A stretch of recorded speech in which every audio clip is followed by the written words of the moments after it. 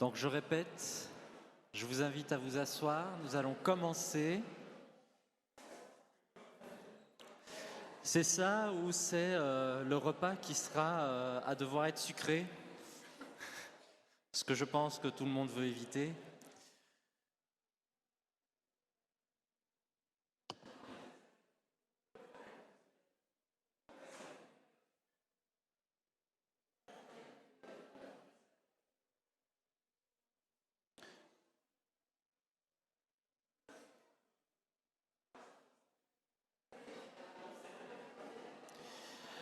Alors nous allons reprendre cette deuxième partie et donc l'organisation sera la suivante. Nous allons avoir deux exposés qui se suivent, celui de Marie Genet et celui de Mathieu Boulanger. Et ce sera ensuite suivi par un temps de débat qui suivra exactement le même schéma que tout à l'heure, c'est-à-dire nos trois invités qui s'exprimeront et ensuite échange avec la salle avant la conclusion de la matinée. Marie, c'est à toi. Alors, bonjour à tous. Juste avant la pause, Robin nous a longuement parlé de la saturation qui touche le secteur des services de santé mentale. Il a terminé son exposé en nous présentant la manière dont un service avait pu s'adapter à la saturation, repenser son accueil, réorganiser son accueil. C'est ce que je vais continuer à faire maintenant, c'est vous parler de la manière dont les services organisent leur accueil via des dispositifs d'accueil. Ce que je vais faire, c'est vous proposer une typologie des dispositifs d'accueil des services de santé mentale. Alors, ma to-do list pour cette présentation, c'est d'abord de vous introduire assez brièvement à la notion de dispositif d'accueil, ensuite de vous expliquer pourquoi on a choisi de faire une typologie et sa mise au point. Ensuite, je vous présente enfin notre typologie des dispositifs d'accueil et plus ou moins en même temps, je vous parle de quelques effets possibles de ces dispositifs sur les usagers. Alors, ce n'est pas du tout une liste exhaustive des effets possibles, c'est aussi lié à certains usagers avec un parcours particulier, avec une histoire singulière et unique. Alors, Robin nous l'expliquait longuement au tout début, c'est les services de santé mentale sont saturés. Il y a beaucoup trop de demandes qui arrivent à leur porte par rapport au nombre de demandes qu'ils peuvent accueillir. Alors, ils sont poussés à faire un choix entre les demandes qu'ils vont pouvoir suivre et celles qu'ils vont devoir réorienter. Comment est-ce qu'ils peuvent faire ce choix? Ils le font notamment via l'utilisation d'un dispositif d'accueil. Le dispositif d'accueil a une double fonction. Une première fonction très importante, tout simplement d'accueil, faire en sorte que le patient se sente écouté, entendu, accueilli. Et puis, une deuxième fonction de traitement des demandes, c'est-à-dire de choix entre la demande qu'on va prendre et celle qu'on va réorienter. L'ensemble de ces dispositifs, c'est construit par chaque service de façon autonome et singulière. Chaque service a construit un dispositif à partir de ses valeurs, du tissu social dans lequel il est inscrit, de la population qu'il reçoit. Et donc, on arrive à une très, très grande diversité de dispositifs d'accueil. Comment, du coup, dire quelque chose d'une réalité qui est aussi complexe, aussi diverse? Il faut pouvoir simplifier cette réalité. C'est pourquoi nous avons choisi d'établir une typologie. Donc, on a trois objectifs avec notre typologie. C'est de simplifier, rendre intelligibles les dispositifs d'accueil, tout en représentant leur diversité. Et enfin, objectif très important, c'est de questionner leurs effets sur les usagers. Alors, une mise en garde à ce stade, c'est que nos typologies, ce sont des constructions théoriques. On les a fait à partir d'observations, mais ça reste des constructions théoriques. Ces types d'accueil n'ont pas de contexte, pas d'histoire. Et nous avons fait un choix dans l'établissement de la typologie, c'est de s'intéresser aux aspects organisationnels des dispositifs d'accueil. Comment les services organisent leurs dispositifs d'accueil. On aurait pu s'intéresser à l'histoire des dispositifs, à leurs valeurs et à plein d'autres aspects. Alors, pour simplifier, comment nous avons mis au point la typologie? Parce qu'en réalité, ça demandait beaucoup d'allers-retours. On a d'abord fait l'inventaire des dispositifs d'accueil qu'on connaissait, soit parce qu'on les a observés, soit parce qu'on nous en a parlé, par exemple. Via notre travail à la Ligue aussi. On a ensuite pensé leurs points communs et leurs différences en termes de procédure d'accueil. Et on a vu que les différences en termes de procédure d'accueil étaient surtout liées à la structure de la procédure d'accueil, au nombre d'étapes qu'elle peut comporter, à sa durée et à sa fonction principale. On a fait le même exercice de comparer les différences et les points communs sur la procédure de traitement des demandes. Et on a vu qu'elle variait en fonction de la méthode de tri des demandes entre celle qu'on allait prendre et celle qu'on allait éventuellement réorienter, et la collégialité de la décision quant aux suites à donner à la demande. On en arrive donc avec un résultat global qui est celui-ci, avec 4 grands dispositifs d'accueil: le dispositif de division du travail, le dispositif aléatoire, holiste et d'enregistrement inconditionnel. Alors, ce sont 4 dispositifs qui se valent tous. On n'a pas mesuré leur efficacité, mais ce qu'il y a, c'est que chacun des dispositifs va favoriser une modalité d'accroche avec certains publics et avoir des obstacles pour d'autres publics. Je vais désormais passer en revue chacun des 4 dispositifs. Alors, le dispositif de division du travail, c'est typiquement un dispositif où une demande arrive à l'accueil, le secrétaire accueillant questionne un peu la demande avec le demandeur, donc qu'est-ce que vous voulez, un peu qui êtes-vous, et puis la demande est présentée en réunion d'équipe. Alors parfois il y a une étape intermédiaire dans certains services avec un professionnel qui va rappeler le néo-demandeur pour explorer un peu la demande. En réunion d'équipe, les professionnels vont analyser la demande à la fois avec des critères formels, Robin nous en parlait, c'est un peu des critères comme le critère géographique, est-ce qu'il n'y a pas un service dans la commune de la personne, ou économique, est-ce que la personne n'aurait pas les moyens d'aller par exemple dans le privé. Il y a aussi des critères plus cliniques qui sont analyser un peu le parcours de la personne, ses antécédents, ses ressources, l'urgence que nous on ressent en tant que professionnels ou que la personne dit. Et avec ces critères formels et cliniques, on décide quelle demande on va prendre et quelle demande on va par exemple réorienter. Ensuite, dernière étape, la décision est communiquée au néo-demandeur via un rappel par un professionnel. C'est grosso modo un dispositif qui met 1 semaine à être accompli entre le moment où le néo-demandeur va introduire sa nouvelle demande et le moment où un professionnel va le rappeler. Alors, quelques effets possibles de ce dispositif, c'est que ça nécessite déjà des compétences de la part du néo-demandeur. Il doit pouvoir présenter sa demande, dire ce qu'il recherche, son parcours. Alors évidemment, quand il y a un accueillant ou quand il y a un professionnel qui rappelle, il peut aider dans cette démarche. Il peut aider à présenter la demande. On a pu remarquer chez certains des néo-demandeurs avec qui on avait pu discuter que parfois il y avait un manque de clarté par rapport à la procédure, c'est-à-dire ce qui se passe en coulisses, le fait que la demande elle doit passer par plusieurs étapes. On a une personne qui nous dit « mais en termes de réponse de la demande, ça a pris plusieurs jours. Donc ce n'était pas du tout évident parce que je passais mon temps à passer par le secrétariat qui me passait vers une autre psychologue qui me disait « on va faire une réunion ». Et j'attendais, 2e jour, 3e jour, à peu près la même scène qui se répétait. Donc voilà, ça a pris 1 semaine, jusqu'à ce que j'ai reçu une réponse définitive que voilà, il n'y avait pas de place, et on m'a quand même conseillé de contacter un psychologue qui se trouvait pas loin dans le quartier. Nous qui connaissons un peu comment certains services peuvent fonctionner, on voit bien que derrière ce que la madame dit, il y a une demande qui parcourt son chemin. Mais c'est peut-être pas aussi clair pour elle, surtout que c'est son premier contact avec la santé mentale. Elle n'a pas encore spécialement les codes pour comprendre ce qui peut se passer en coulisses. Un autre effet, c'est que le travail de rappel et de réorientation est très apprécié par les demandeurs qu'on a pu interroger. Il y en a qui parlent déjà d'une forme de prise en charge à l'accueil. Je vais vous lire 2 extraits qui soulignent à quel point c'est apprécié. Quand on m'a dit qu'on allait me rappeler, ils ont rappelé. Il y a eu plus que ce que j'espérais, c'est-à-dire des personnes qui ont téléphoné eux-mêmes pour essayer. Selon la difficulté que je leur avais annoncée, il y a quelqu'un qui a téléphoné à un autre professionnel pour essayer de trouver éventuellement quelqu'un pour nous. Donc ça a été au-delà de l'aide. Il y a déjà une prise en charge à l'accueil. Un 2e extrait. Comme je les avais eus en ligne, ils ne savaient pas quoi me répondre. Ils ne savaient pas si c'était possible de me prendre en charge ou pas. Donc ils me demandaient si c'était possible de me rappeler. J'ai dit oui, pas de souci. Aujourd'hui, la dame m'a rappelé. Elle a été super gentille, tout ça. Elle a vraiment pris le temps. On est resté un bon 30-40 minutes au téléphone pour essayer de voir un peu les alternatives, et voilà quoi. Le 2e dispositif, c'est le dispositif aléatoire, qui est en gros très similaire au premier dispositif. À la différence de sa méthode de tri des demandes et de sa durée, ce qui est plus anecdotique.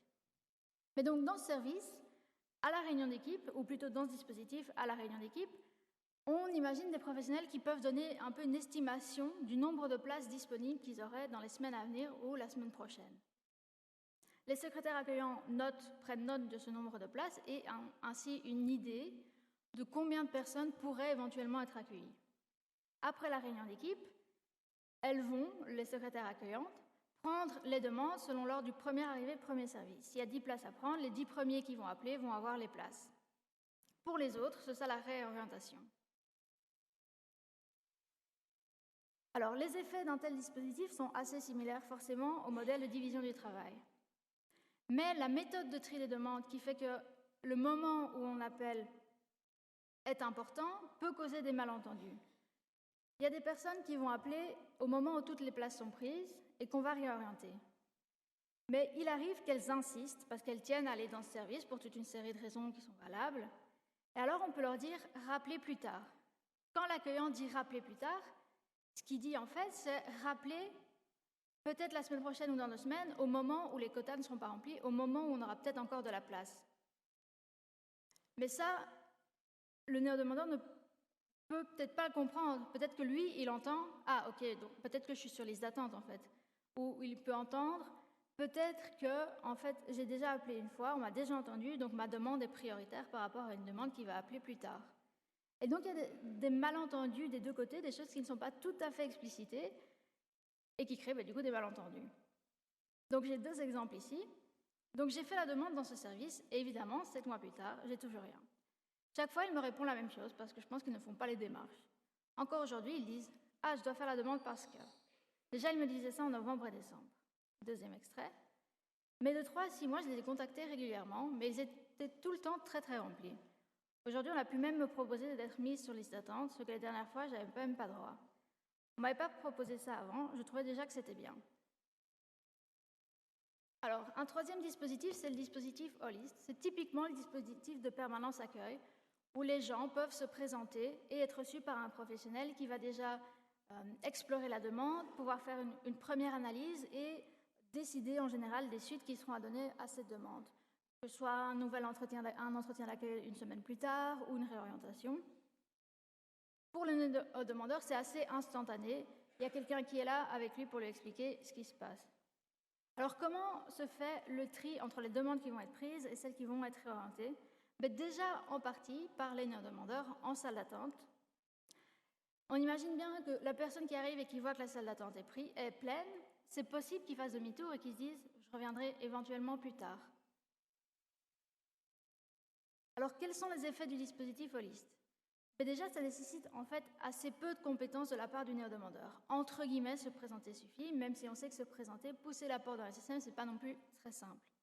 Mais une fois qu'il pousse la porte, il y a quelqu'un qui va pouvoir le recevoir, qui va pouvoir lui expliquer ce qui se passe, explorer avec lui sa demande, poser les questions nécessaires.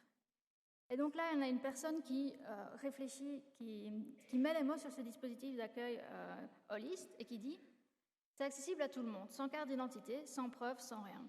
Moi, ici, je ne me suis jamais inscrite. Je me suis présentée, et parfois même dans l'anonymat, nos prénoms ne sont jamais dits. Alors, ce dispositif d'accueil devient parfois un lieu d'accueil et de consultation au quotidien. Typiquement, c'est les publics un peu plus bas seuil qui ont du mal à s'inscrire dans des rendez-vous fixés à l'avance et qui préfèrent venir sur le moment même quand ils en ressentent le besoin. Mais du coup, si ce dispositif d'accueil devient un lieu de consultation répété où les gens reviennent de semaine en semaine, ça laisse un peu moins de place à l'accueil des néo-demandeurs. Il y a aussi parfois du côté des professionnels dans un tel dispositif une fausse impression de non-saturation du dispositif, vu qu'on n'a pas spécialement un regard sur les patients qui vont venir et qui vont faire demi-tour. Alors c'est surtout vrai pour les patients qui arrivent pour la première fois, qui ne connaissent pas encore non plus les codes, comment ça marche une permanence bas seuil ou un dispositif Holist. Là, on a un témoignage d'une personne qui sait déjà comment ça marche, qui sait estimer combien de temps elle va devoir attendre si elle voit 2-3 personnes dans la salle. Elle dit « moi, en général, je suis très à l'heure, donc je viens en général à l'ouverture. Mais je vois que parfois même, il y a des gens avant moi, une personne ou 2. Donc ça veut dire que les personnes attendent ce jour-là. Et c'est vrai que l'attente, comme la séance dure à peu près une demi-heure, j'attends une demi-heure, 40 minutes. Le 4e dispositif, c'est le dispositif d'enregistrement inconditionnel. On imagine un service où les demandes arrivent à l'accueil, la secrétaire accueillante pose quelques questions, quel professionnel vous voulez voir, comment on peut vous recontacter, et puis après, elle annonce au patient que sa demande est d'office sur liste d'attente et qu'on va le rappeler d'ici quelques jours à quelques semaines. Alors, comment se fait le tri entre les patients qu'on va prendre et ceux qu'on va réorienter? En fait, via autorégulation, via la liste d'attente. C'est-à-dire que sur cette liste d'attente, il y a des néo-demandeurs qui vont attendre, il y a des néo-demandeurs qui ne vont plus répondre, il y a des néo-demandeurs qui ne vont plus avoir besoin au moment où on les rappelle de voir quelqu'un. Donc il y a toutes ces situations-là, et la régulation se fait via la liste d'attente.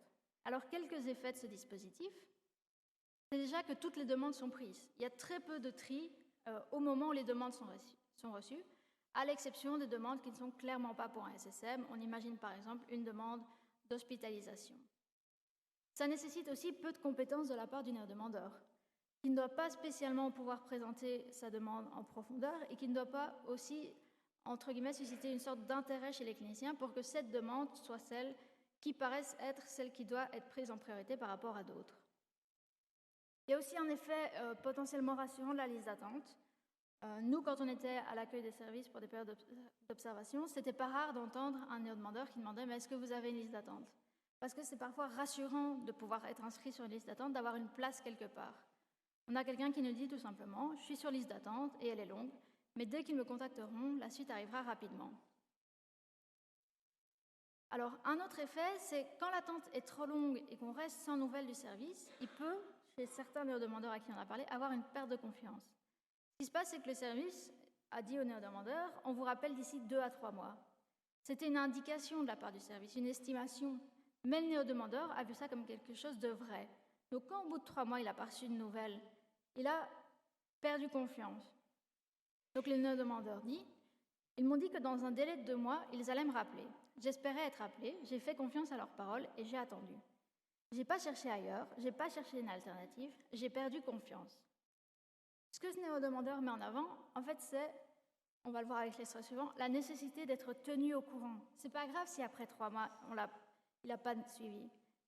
Mais il faut lui dire alors, il faut le rappeler, il faut lui dire « Ok, ça fait 3 mois, vous n'avez pas de suivi, mais votre demande, elle existe toujours bien. » Donc la personne dit « Il faut suivre les promesses qui ont été faites. » C'est-à-dire, après 2 mois, on appelle la personne pour dire qu'on n'a rien. Ça, c'est très confortable.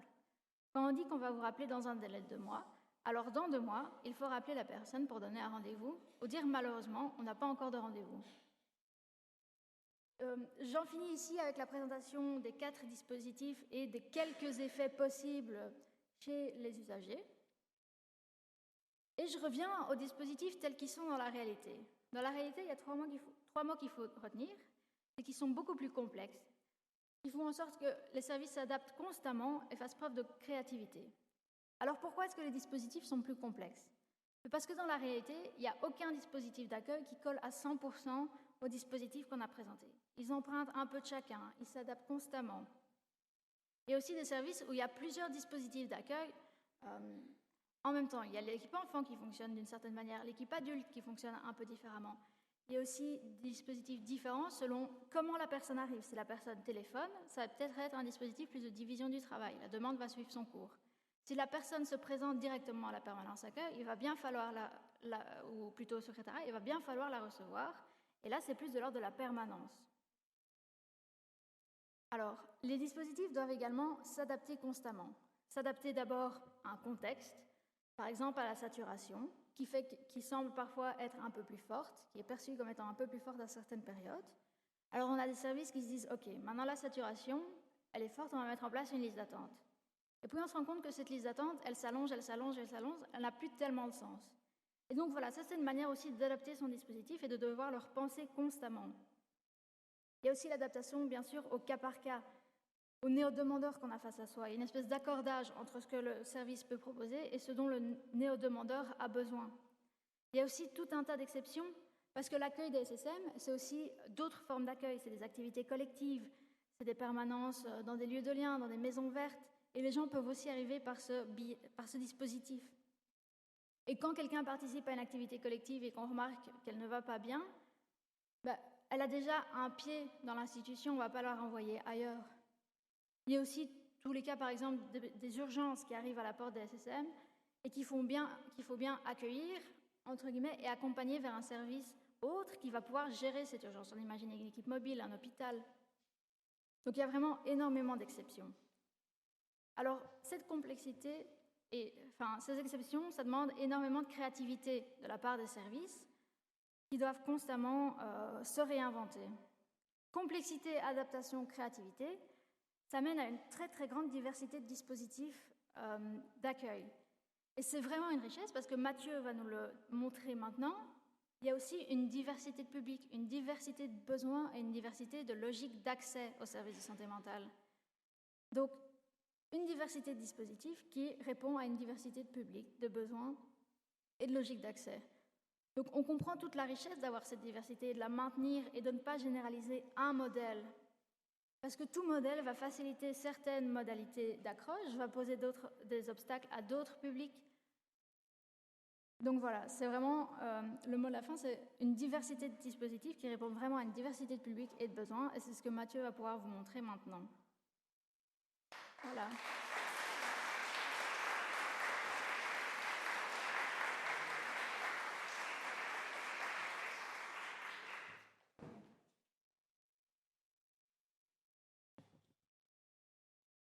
Bonjour.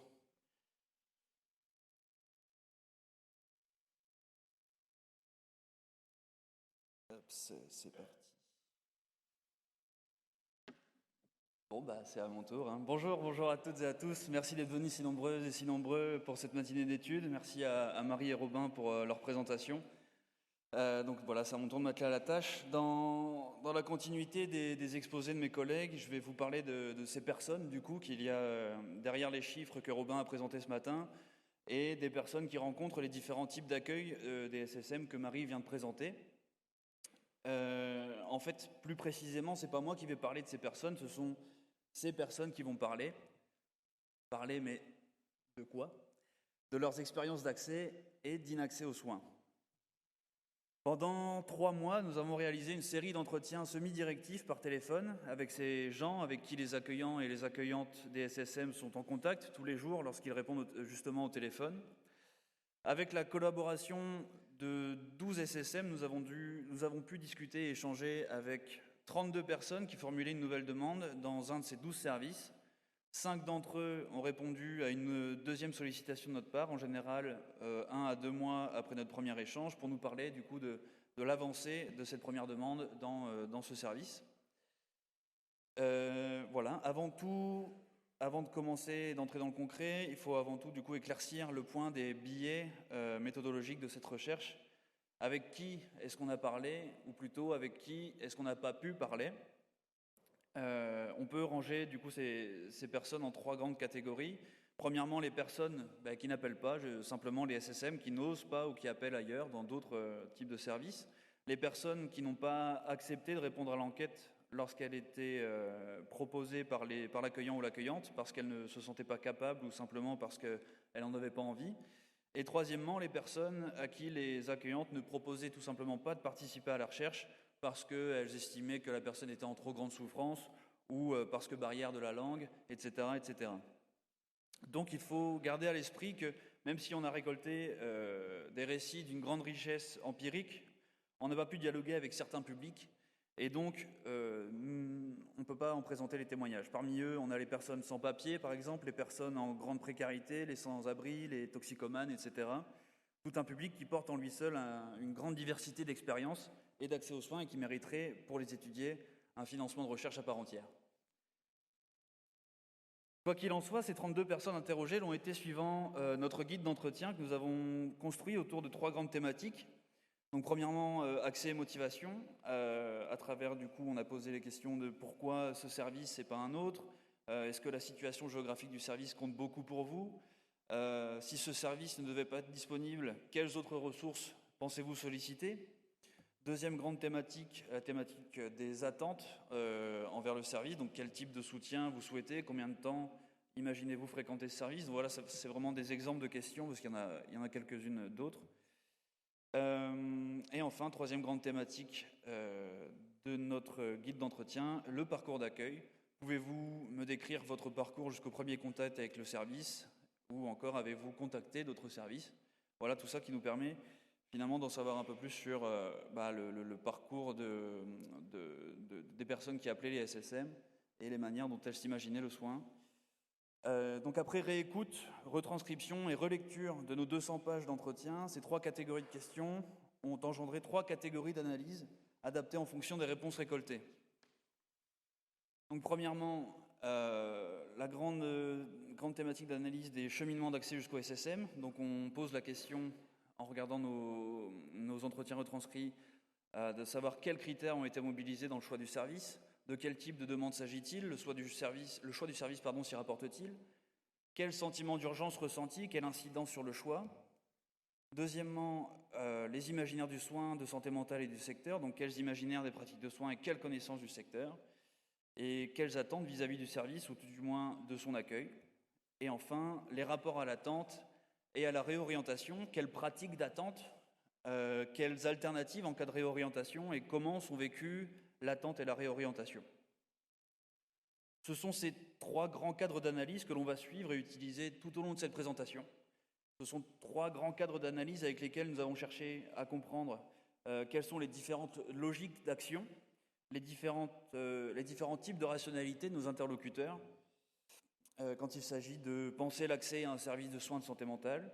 Et donc au regard des différences et des similitudes des attentes vis-à-vis des services, des différences et des similitudes des critères mobilisés ou encore des pratiques d'attente, on voit que les personnes interrogées peuvent être regroupées en 4 grandes et larges catégories que je vais vous présenter sous la forme de 4 grandes vignettes fictives.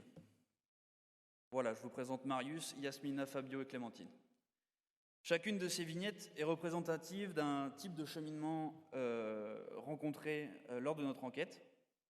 Pour chacune d'entre elles, je me suis basé sur un entretien significatif que j'ai complété avec des extraits d'autres entretiens ayant des logiques similaires.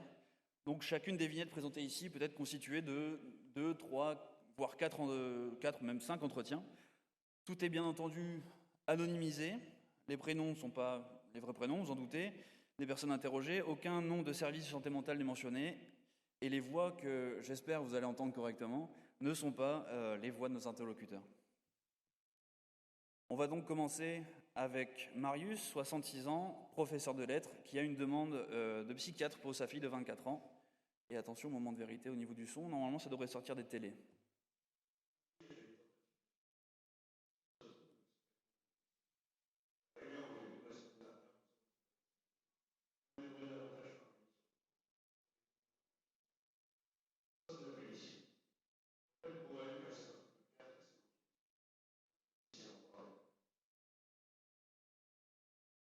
Lorsqu'on demande à Marius pourquoi avoir choisi d'appeler ce centre et pas un autre, il répond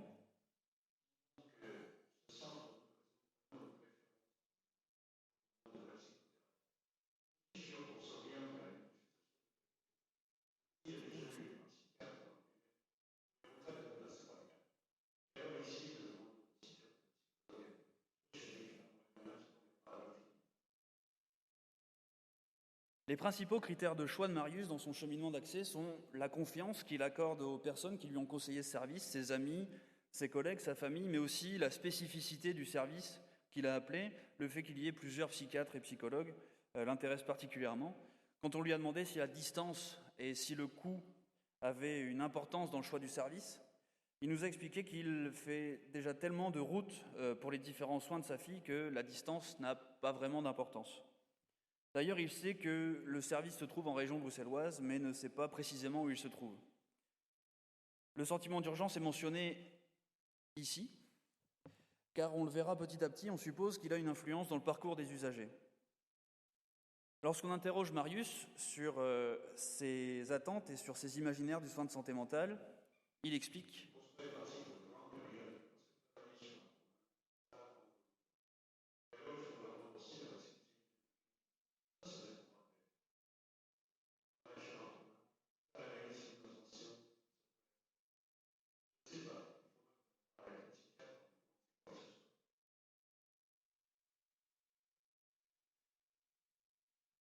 Marius, du coup, imagine que le suivi de sa fille sera sur un temps long. En général, en fait, chacune des personnes qu'on a interrogées imaginait un suivi, quand elles imaginaient un temps long, un suivi de 1 à 2 ans, ou alors disait que voilà, ça prendra le temps qu'il faudra. Ici, il recherche une connexion avec le ou la thérapeute, et on suppose que du coup ces attentes et ces imaginaires de soins proviennent du long parcours de soins de sa fille, puisque du coup elle a déjà été suivie en effet par plusieurs psychologues et psychiatres et a déjà connu plusieurs hospitalisations. Lorsque Marius a appelé pour déposer sa demande, le service lui a expliqué qu'il était placé sur liste d'attente et qu'il serait recontacté dans les 2 mois. Lorsque nous l'avons rappelé 2 mois plus tard, il n'avait toujours pas reçu de nouvelles de la part du service.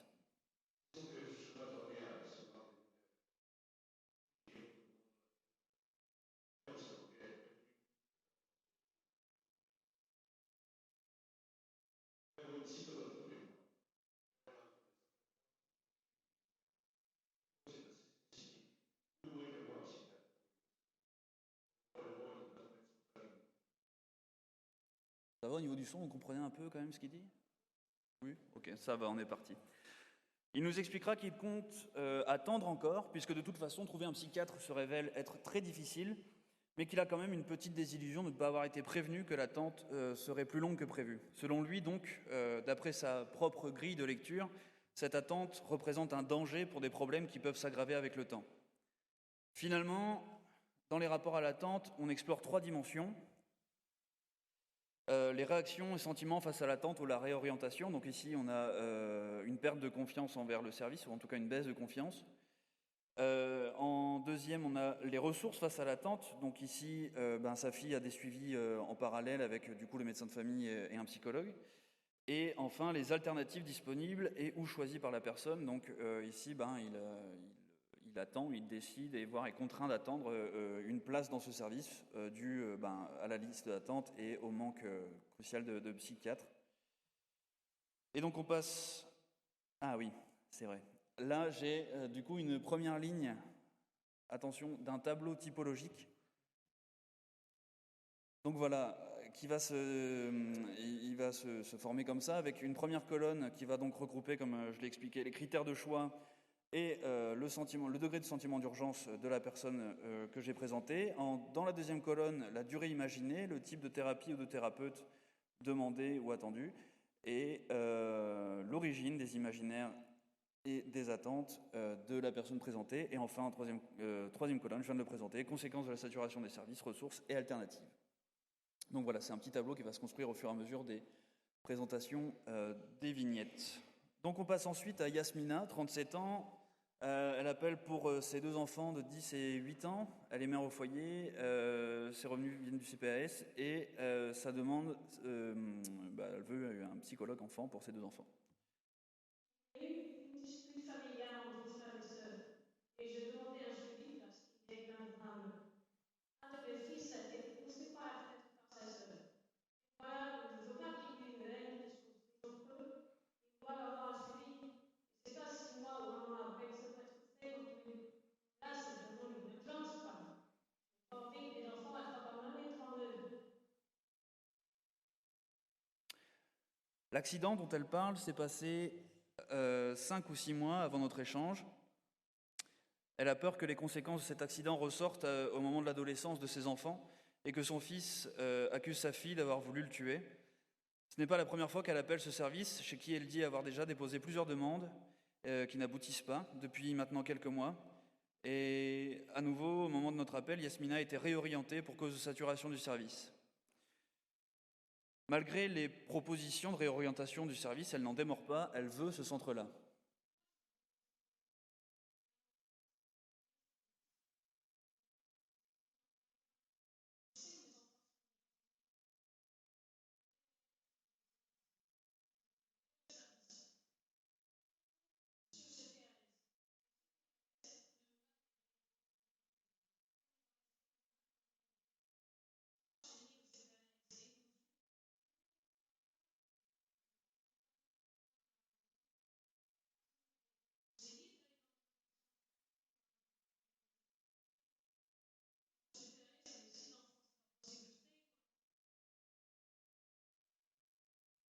Par ailleurs, elle dit avoir le SAJ qui l'encourage avec assistance à faire suivre ses enfants et qu'elle se sent prisonnière de ça. Il faut aussi préciser qu'il y a une dizaine d'années, elle a déjà fréquenté le service pour son premier enfant, donc elle connaît déjà le service. C'est un de ses principaux critères de choix avec l'aspect tarifaire. Au niveau de l'imaginaire et des attentes, Ici, je sais que ce sera une phase voilà. assez longue, vu que c'est récent. Alors, l'accident qu'il y a eu, je sais que ça va prendre un long moment avant que tout le monde fasse le suivi. Ça, c'est sûr, ça. C'est un suivi qui doit rester actif et régulier. Ça leur donner un espace où ils peuvent s'exprimer et voir un peu comment ils évoluent dans la fratrie aussi, avec ce qui s'est passé. Là, on est occupé à faire comme si de rien, mais à un moment donné, ça risque de faire un mouvement qui va impacter toute la famille. Yasmina précise plus loin qu'elle a besoin que ses enfants aient au moins un ancrage dans le service. Elle dit qu'elle ne demande même pas à ce que ses enfants soient vus toutes les semaines, juste au moins une fois par mois pour qu'ils aient un espace où ils pourraient effectivement s'exprimer, un espace d'écoute sur un temps long. Ses attentes et ses imaginaires du soin, on peut supposer qu'Yasmina les a déduits des besoins de ses enfants, de sa propre relation mère-enfant donc, et de ses expériences passées avec les services de santé mentale.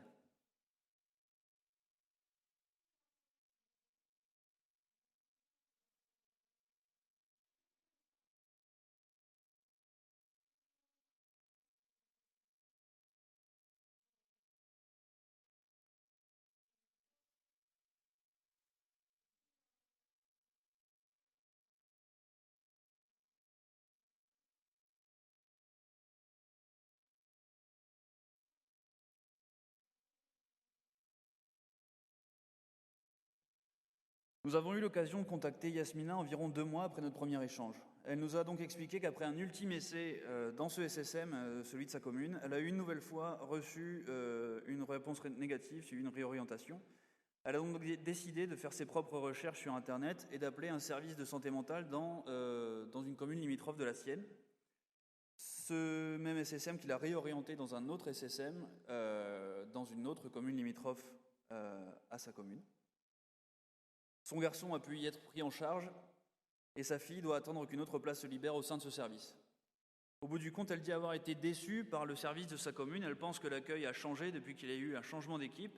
Elle explique qu'avant notre premier échange, ce service l'avait fait venir avec ses enfants pour un entretien d'accueil auquel il n'a pas été donné de suite. Entretien durant lequel elle dit avoir tout déballé, je cite, et qu'elle ne se serait pas autant livrée si elle avait su que c'était que juste pour une unique rencontre. Bref, on a ici un premier exemple aussi de vignette où la personne en demande fait une croix sur certains de ses principaux critères de choix pour avoir accès à un service de santé mentale. Et on voit apparaître la deuxième ligne de mon tableau typologique. Je vous présente ensuite Fabio, 29 ans, employé en repos maladie. Il demande à consulter un ethnopsychiatre dans le service avec qui il vient d'entrer en contact au moment de notre échange.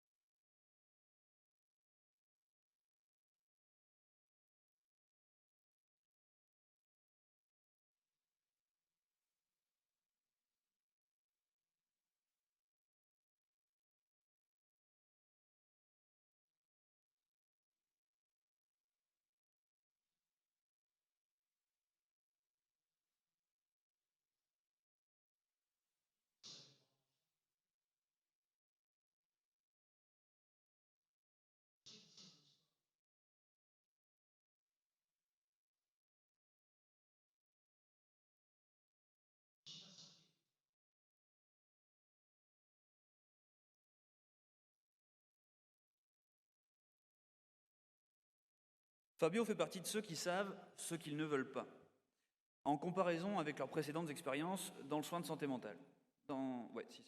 Ici, il sait qu'il ne veut pas réitérer un suivi avec un professionnel avec qui il ne se sent pas réellement écouté en tant qu'homme racisé.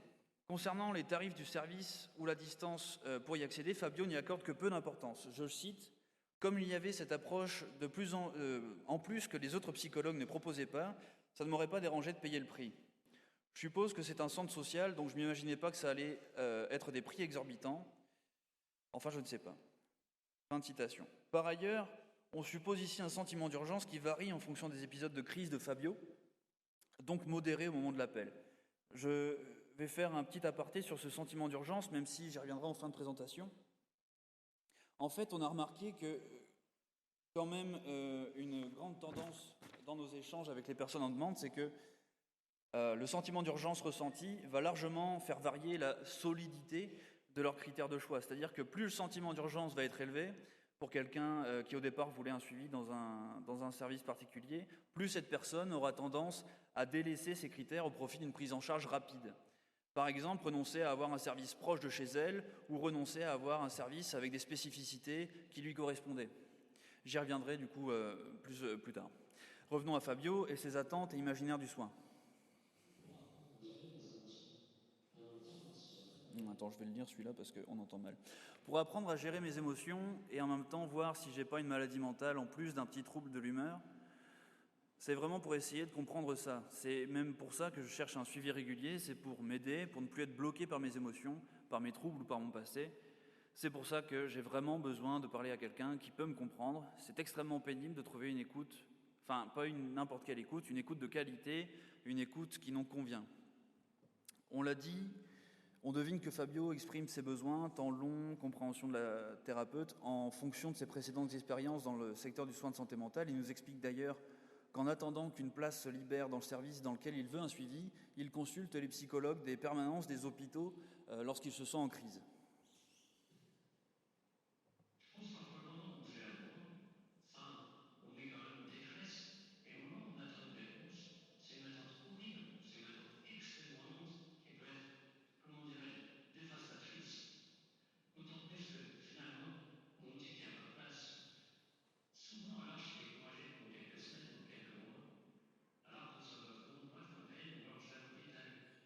D'abord, moi, c'est sûr que je vais pouvoir avoir quelqu'un, ce sera peut-être pas celui que j'ai choisi, mais je vais pouvoir avoir une consultation avec lui. Voilà, ici, même si Fabio trouve des alternatives ponctuelles dans les consultations à l'hôpital, il est contraint d'attendre une place dans le service qu'il sait correspondre à ses critères. Il nous dira qu'il ne connaît pas d'autres centres qui proposent ce genre de suivi dont il a besoin et que, je cite, « De toute façon, attendre, c'est ce que je fais depuis longtemps. Attendre, attendre, attendre. » Fin de citation.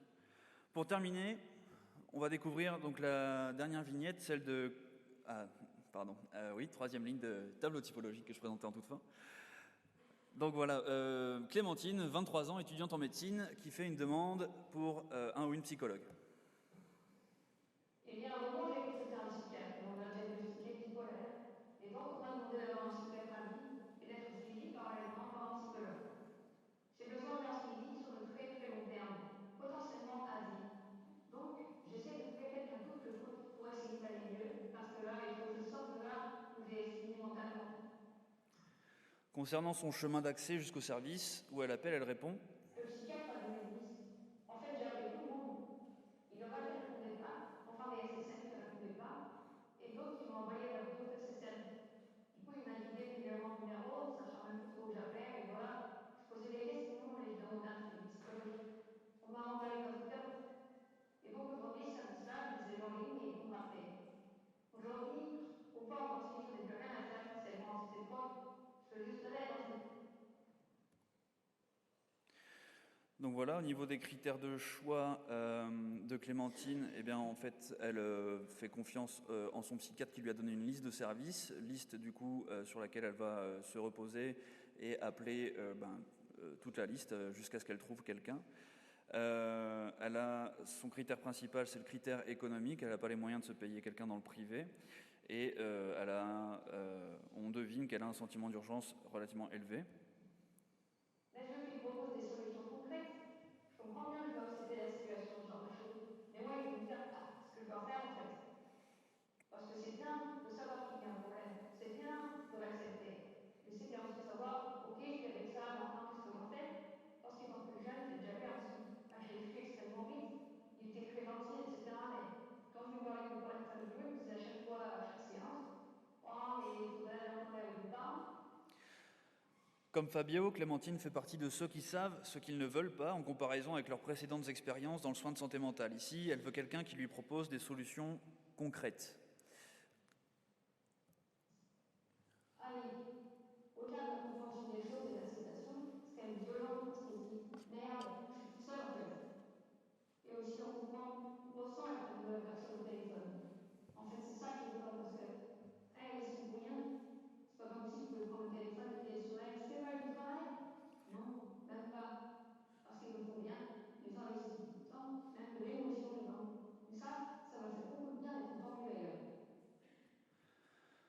Je prends juste un petit temps sur cet aspect. Clémentine souligne le bien que lui a procuré le fait d'avoir été entendue. Au cours de notre enquête, elles ont été plusieurs à souligner les bienfaits de cette écoute, même intermédiaire, lors de leur parcours de soins, chaque fois constitué de nombreuses réorientations. Clémentine explique par ailleurs que la dame qui l'a accueillie au téléphone l'a beaucoup aidée parce qu'elle lui a donné beaucoup de renseignements, qu'elle lui a proposé de rappeler en cas de besoin et qu'elle était disponible pour l'accompagner dans son parcours de soins. Clémentine explique que cette petite attention lui a permis malgré tout de tenir à deux doigts qu'elle était d'arrêter ses recherches.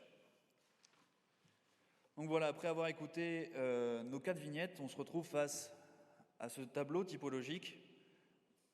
Mais à quoi il sert ? Allez-vous me demander d'un air curieux. Il nous sert à comprendre, à rendre intelligible l'importante masse d'informations fournies par notre antenne d'entretien. Il ne sert pas à cloisonner la réalité, comme on pourrait le croire avec ces petites bulles et ces petites couleurs. Il sert à comprendre, en fait, c'est quoi faire demande dans un service de santé mentale bruxellois aujourd'hui.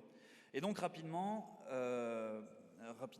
parce que, en fait, du coup, rapidement, on voit que si on se penche notamment sur les critères de choix rencontrés, on a les critères économiques, les tarifs préférentiels du coup des SSM, la confiance accordée à l'envoyeur ou au service lui-même.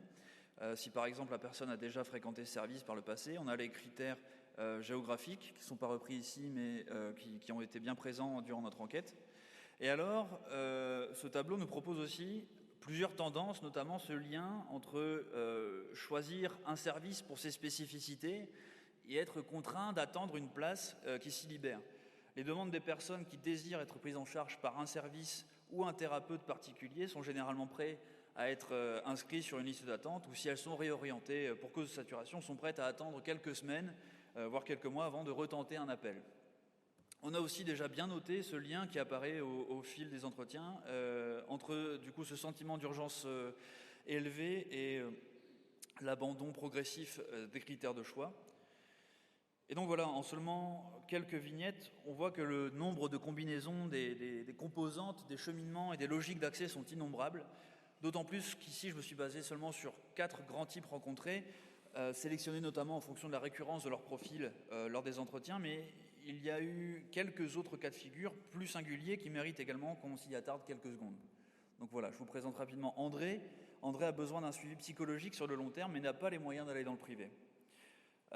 Il s'est retrouvé face à des réorientations à répétition, il perd confiance dans le réseau traditionnel et donc va commencer à faire ses propres recherches sur Internet, à lire beaucoup sur le cerveau, sur la santé mentale, clinique, etc. et décide finalement de sortir du réseau classique pour s'orienter vers des solutions alternatives et donc nous explique qu'il a trouvé cette notion et cette pratique de neurofeedback et qu'il économise pour pouvoir financer ses séances, qu'il sacrifie un peu son alimentation et qu'il s'offusque que cette pratique soit par exemple remboursée en Allemagne et pas en Belgique et donc milite pour le remboursement.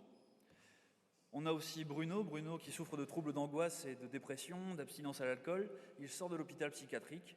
Il est obligé d'avoir un suivi psychiatrique après son hospitalisation.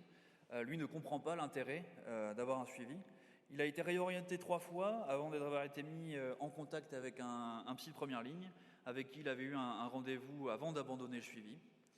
Et il ressent, Bruno, le besoin d'être accompagné dans sa recherche, mais a du mal à exprimer ses besoins au téléphone notamment. En conclusion, malgré les biais de cette entreprise de récolte d'entretien entrevue en début de présentation, on se retrouve ici face à une très grande multiplicité des manières de concevoir le soin, l'accueil ou l'attente, face à une grande multiplicité des cheminements et des logiques d'accès et d'inaccès. On voit à quel point la saturation des services s'immisce dans ces cheminements et questionne quant à la prise de conscience des conséquences de cette saturation sur les parcours de soins.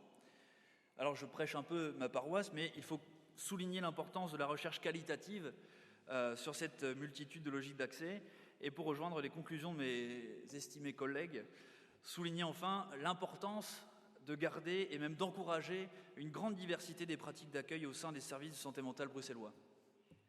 Je vous remercie.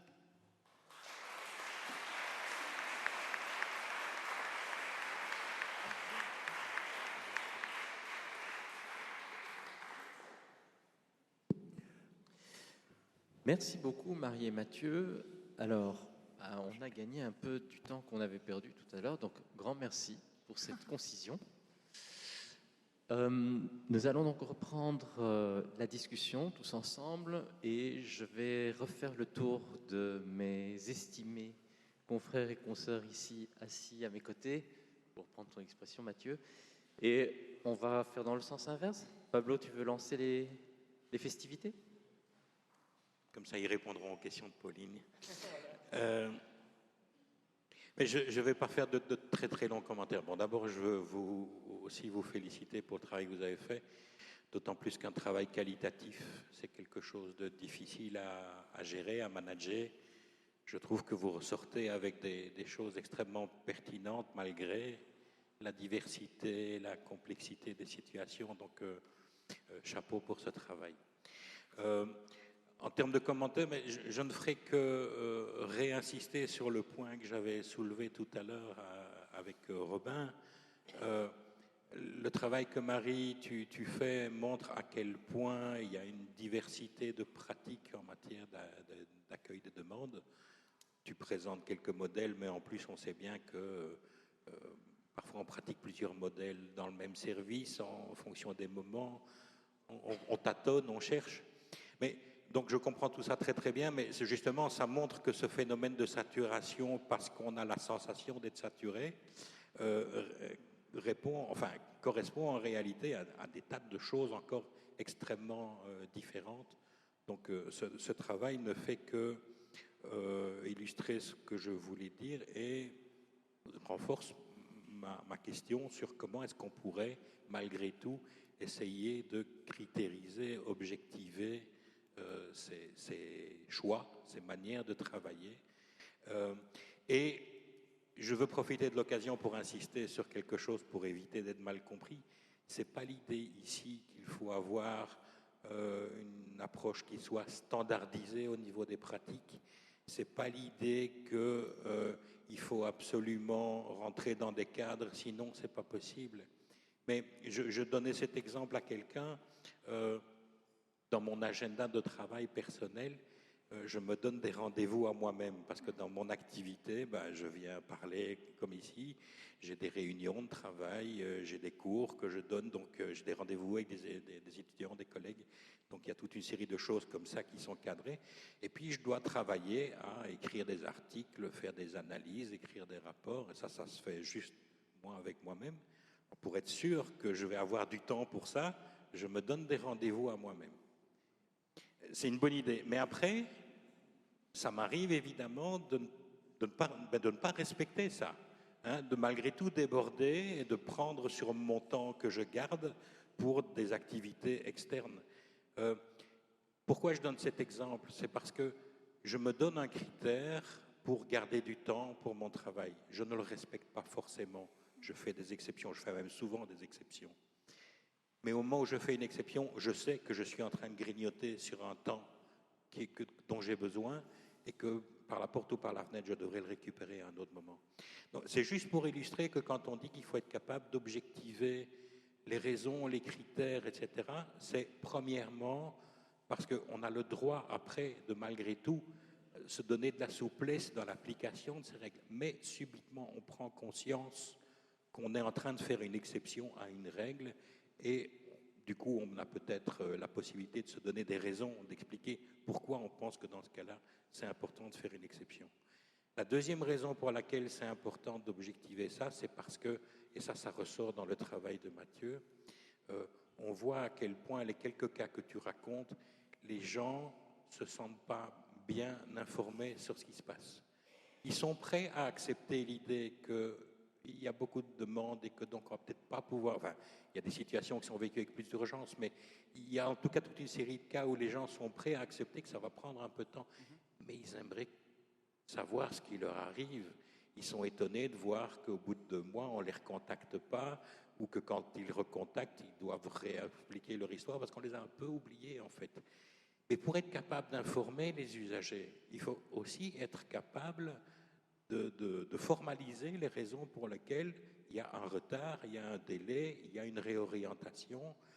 Et c'est aussi, je crois, une manière de considérer qu'on fait confiance aux personnes, qu'elles sont capables de comprendre la situation, y compris les contraintes vécues par les professionnels ou par les services. Donc voilà, c'est ce genre de commentaires que m'inspirent vos deux présentations que j'ai trouvées excellentes. Merci. Moi, je vais faire la même chose. Hein. Je vais continuer à marteler le même clou. Merci aussi pour cette présentation vraiment, vraiment très intéressante. J'ai une question et puis deux petits points. Une question à Marie, d'abord sur les différences entre ces dispositifs. Je ne sais pas si tu as eu le temps, si ça t'est passé par l'esprit ou si tu as eu les moyens de le faire, mais je me demande en quoi ces différents modèles d'accueil peuvent être renvoyés à une série d'autres critères qui donneraient une espèce d'explication, de lecture de la diversité de ces modèles, c'est-à-dire est-ce qu'on peut les référer à des cultures d'intervention, à des cadres organisationnels, à des raisons de taille de service aussi, qui est un point important, je pense aussi par rapport à la saturation. On pourra en reparler, d'appartenance, d'autres, enfin bref. Donc ça c'est une question. Et puis j'en viens peut-être à deux points.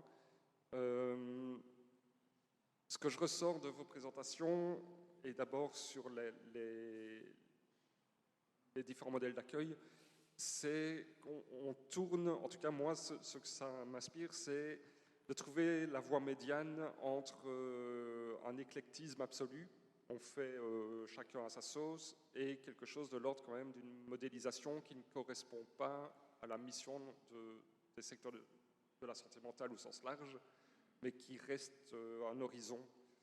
Et pour moi, ça renvoie à quelque chose qu'on pourrait appeler un modèle raisonné de l'accueil. C'est-à-dire que, et ça renvoie à ce que Pablo vient de dire, de savoir ce qu'on veut faire en fait, d'objectiver ce qu'on veut faire. Qui est-ce qu'on veut accueillir, selon quels critères, en fonction de quelles ambitions, en fonction de quelles capacités de suivi, mais aussi ce que montre le travail de Mathieu, en fonction de quelles compétences qui sont attribuées ou supposées chez les demandeurs.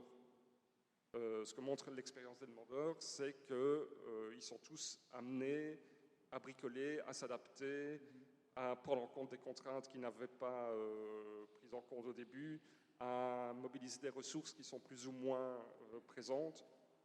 Et donc, ça montre la complexité actuellement dans la façon dont ça fonctionne aujourd'hui, la complexité qu'il y a à réussir ce que Robin évoquait tout à l'heure, c'est-à-dire la rencontre entre une offre et une demande. Mais moi, ce qui m'importe là-dedans, c'est que ce n'est pas seulement une question de diversité individuelle. La possibilité de cette rencontre, elle ne tient pas uniquement à la capacité individuelle des personnes. Il y a un énorme enjeu, je pense, derrière de justice sociale et de compensation des manques qui sont, on le sait bien, différenciés socialement. Et donc, notre responsabilité en tant que secteur social-santé au sens large, c'est que cette compensation, elle soit assumée, elle soit vue, elle soit assumée et qu'on s'organise pour la mettre en œuvre.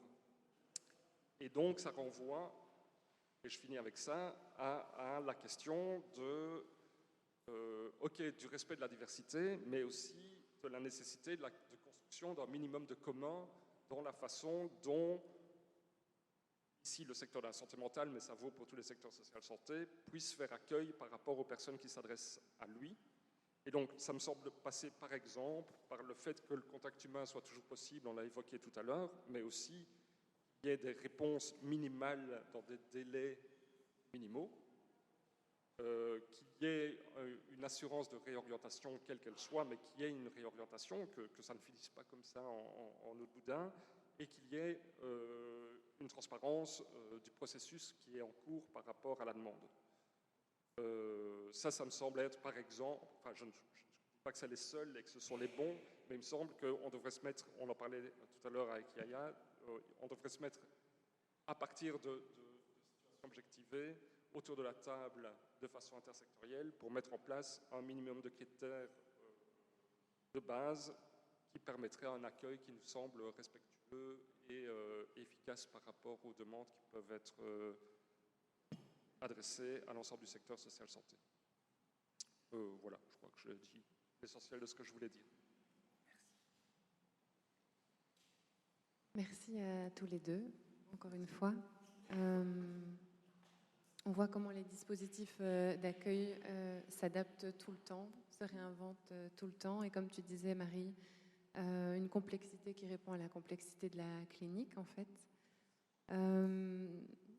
Ça me faisait penser quand même à une injonction qu'on entend souvent qui va vers les professionnels de la santé mentale de comme il n'y a plus assez d'argent, comme il n'y a pas d'argent, soyez créatifs, inventez des nouvelles choses, faites rentrer des carrés dans des ronds, en fait, en gros.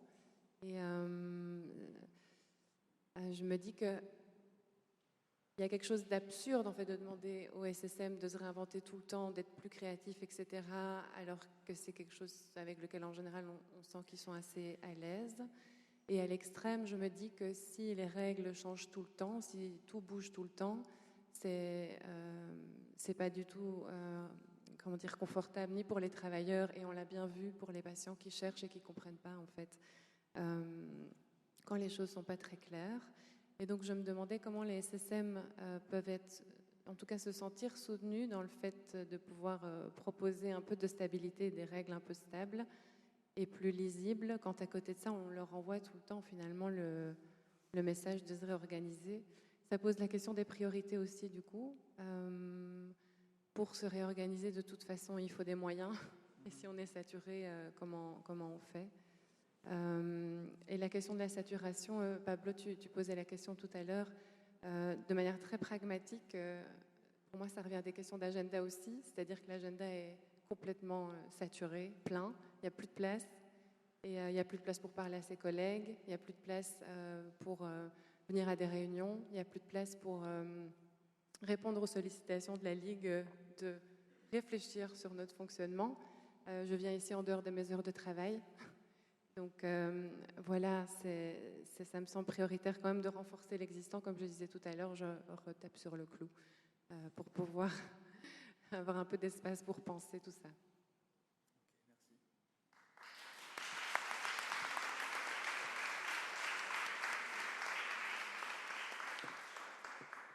Merci. Alors, juste avant de donner la parole à Mathieu et Marie, si vous voulez répondre, j'ai un petit message service à faire passer. Madame Anne-Dominique Blaireau est attendue auprès de ma collègue Natacha Rome, qui est là-bas au fond. Voilà. Super. On fait tout à la Ligue. Mathieu et Marie, est-ce que vous aviez envie de réagir par rapport aux questions qui ont été posées par nos trois invités? Oui. Alors déjà par rapport aux critères qui pourraient se trouver derrière les dispositifs d'accueil, c'est vrai qu'on y a pensé, mais on n'a pas pu réellement se pencher dessus. Mais c'est vrai que derrière tout dispositif d'accueil dans les SSM, il y a les valeurs parfois dans les SSM qui ont été implantées par des fondateurs et puis transmises d'équipe en équipe. Il y a parfois dans certains SSM des courants théoriques prédominants qui peuvent aussi influencer l'accueil. La vision de la clinique que peuvent avoir les professionnels, tout ça, c'est ce qu'on retrouve derrière les dispositifs d'accueil et que ça vaudrait la peine d'un peu les explorer. Il y avait aussi la question de l'objectivation et là je peux vous dire que c'est vrai que c'est intéressant, en tout cas dans le contact avec les patients, de pouvoir leur expliquer du moins ce qui se passe et ce qu'on fait de leurs demandes et ce qui se trame un peu en coulisses. Après, Pauline le remarquait, c'est difficile aussi de dire, de parler de quelque chose qui est constamment en changement, qui doit sans cesse se réinventer, encore plus quand on a très peu de temps pour penser, pour s'arrêter et pour dire « Ok, mais finalement, qu'est-ce qu'on fait ?»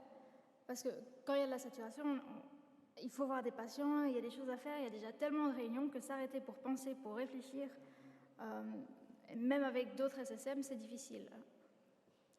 Par manque de temps et pas par manque d'envie du tout. Et je rajoute aussi un petit mot, sous forme de teasing de notre première recherche, par rapport à toutes ces questions d'accueil et de pratiques d'accueil, etc. Notre première recherche portait justement sur la manière dont l'accueil des SSM est construit. On avait fait une enquête qualitative, c'était une enquête de terrain. On avait été au sein même de quelques SSM, où du coup on a essayé de savoir voilà, comment ça se construit une politique d'accueil d'un SSM, et on avait un peu exploré ça, surtout auprès de la personne en charge de l'accueil. Et bien, on a vu que ces pratiques d'accueil que Marie a présentées là, juste à l'instant, et moi, mes vignettes se rencontrent dans finalement la construction d'un accueil qui dépend donc à la fois des personnes qui frappent à la porte des SSM, donc en fonction de leurs demandes, etc., mais aussi et surtout en fonction de l'équipe qui constitue le SSM, et aussi et surtout en fonction de comment l'accueil est pensé au sein même de l'équipe, dans quelle dynamique la personne qui incarne l'accueillant ou l'accueillante est aussi intégrée au sein de l'équipe. C'est-à-dire que il y a beaucoup de choses qui vont faire dépendre la manière dont la personne va être accueillie au téléphone. C'est-à-dire que si la personne qui est présente à l'accueil a un soutien de la part de toute l'équipe, si elle est autorisée à contacter un des psys ou un des professionnels qui est déjà sur place en cas de grosses demandes assez compliquées, ou si au contraire voilà, la personne en charge de l'accueil est laissée elle-même face au flot de nouvelles demandes. Voilà, on remarque quand même une nette différence dans les capacités à être écoutées par les nouvelles demandes. Voilà, je voulais juste parler un peu de ça. Le rapport sera disponible très prochainement, pas dans les librairies du coup, mais en libre, gratuit dans les locaux de la Ligue, et envoyé, je pense, aux membres. Voilà, merci.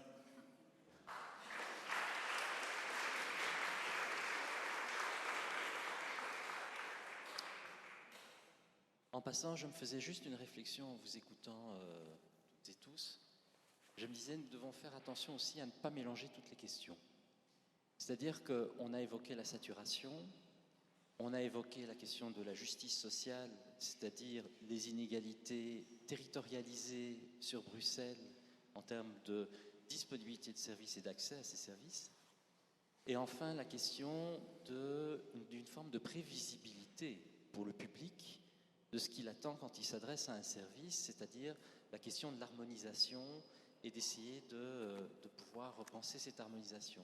Ce sont pour moi trois questions qui mériteraient d'être distinctes, même si on sent bien que la question de la saturation, on l'a encore entendu dans les réponses de Marie et Mathieu, elle vient un peu comme un rouleau compresseur, parce qu'en fait, comme vous l'avez dit vous-même, il n'y a plus d'espace pour penser.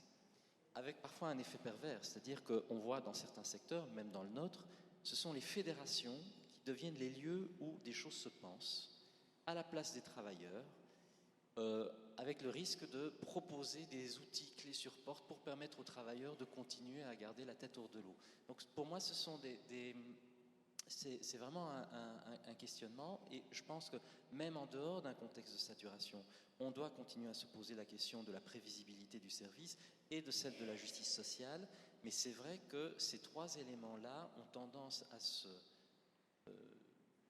à jouer de leurs effets de façon mutuelle, et ça crée pour les populations qui sont le plus dans le besoin, qui ont le moins accès à des services, une situation de non-prévisibilité qui rend la gestion de leurs difficultés de plus en plus.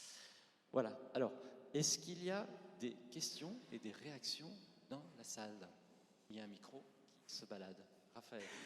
Alors, j'ai été assez touchée que vous ameniez comme ça de l'humain et de la parole des demandeurs aux chiffres que Robin nous avait présentés tout à l'heure.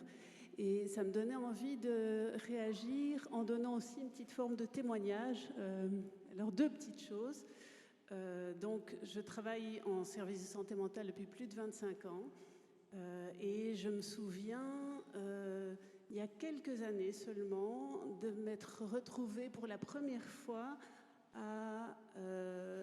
quand on discutait de nouvelles demandes en réunion d'équipe, à devoir rappeler des gens pour leur dire qu'on n'avait rien à leur proposer, enfin qu'on ne savait pas quoi leur proposer. Et je me souviens de m'être rendu compte que je procrastinais vraiment, que je n'arrivais pas à donner ces coups de fil parce que c'était vraiment difficile au fond de téléphoner à des gens, d'entendre leurs demandes, mais de ne pas pouvoir faire mon métier, c'est-à-dire de ne pas pouvoir leur proposer ce que normalement je leur proposerais pour donner suite à cette demande.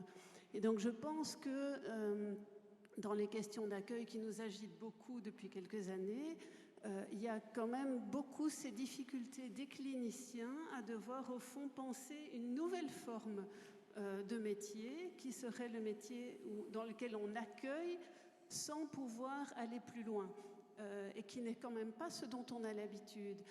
J'entends des collègues dire « moi je ne vais pas accepter de rappeler des gens si je n'ai pas une place à leur proposer ». Et je pense que c'est vraiment quelque chose de difficile. L'autre petite chose, réflexion qui me venait, c'est qu'à partir du moment où on est obligé de faire un tri dans les demandes et qu'on n'accueille plus le tout venant, on a des agendas qui se saturent de plus en plus parce qu'en fait, on n'a plus dans nos agendas que les demandes complexes, les demandes qui vont demander des suivis longs, etc. Et donc, on n'a plus de place qui se libère. Et donc, j'ai l'impression qu'il y a quelque chose comme ça qui va en s'amplifiant parce qu'avant, on prenait toutes les demandes et certains, on les voyait 2, 3, 4 fois et puis d'autres, ça durait plus longtemps. Et puis, petit à petit, on se retrouve à n'avoir plus que des gens. Moi, dans mon agenda, j'ai des gens qui vont tous probablement rester encore des mois, des années peut-être. Et je ne vois pas quand une place va se libérer. Oui, j'ai envie d'aller un peu dans le même sens. Moi, j'ai été très touché par les témoignages de ces 4 personnes. Ce sont les gens que nous recevons. C'est vraiment la clinique que nous faisons, à laquelle nous sommes confrontés tout le temps. Et de savoir que ces gens sont dans l'errance et ne sont pas reçus, ça me fend le cœur. Mais je vous remercie parce que vous avez fait, comme Raphaël le disait, rentrer ces gens au sein de ces études chiffrées qui sont intéressantes, mais qui restent froides. Et donc là, il y avait quelque chose d'une chaleur qui était là. Et je suis assez fâché parce que parfois j'ai l'impression qu'on culpabilise les services de santé mentale pour une situation dont ils ne sont pas responsables. Robin a montré qu'on est capable d'assurer des suivis pour un quart des demandes. Alors on peut améliorer l'accueil, on peut améliorer toute une série de choses, on ne va pas combler les 3/4 qui manquent. Et donc là, il y a quand même, et je rejoins ce que Pauline disait tout à l'heure, il y a quand même une réflexion au niveau du politique et du financement des services de santé mentale qui vraiment est tout à fait problématique et qui, au niveau des équipes de base, n'a pas bougé depuis peut-être bien 20 ans. Enfin non, j'exagère, parce qu'au niveau des équipes enfants, ça a bougé, mais quand même vraiment... Là, il y a quelque chose, il faut arrêter de nous culpabiliser avec une situation dont on n'est pas responsable. Ces questions d'accueil et de saturation, en déménageant la Ligue, du coup, de la rue du Président à la rue Mercelis, on est retombé dans des archives, etc., où il y avait justement des études. Il y a déjà, c'était déjà en 1990 et quelques, qui parlaient déjà des pratiques d'accueil, des réflexions des pratiques d'accueil et des adaptations, entre guillemets, à la saturation des services, quoi. Donc c'est vraiment, comme tu dis, Paul, une question qui traverse les décennies, quoi. Et c'est une grande réflexion / exigence maintenant qu'il nous faut. Merci.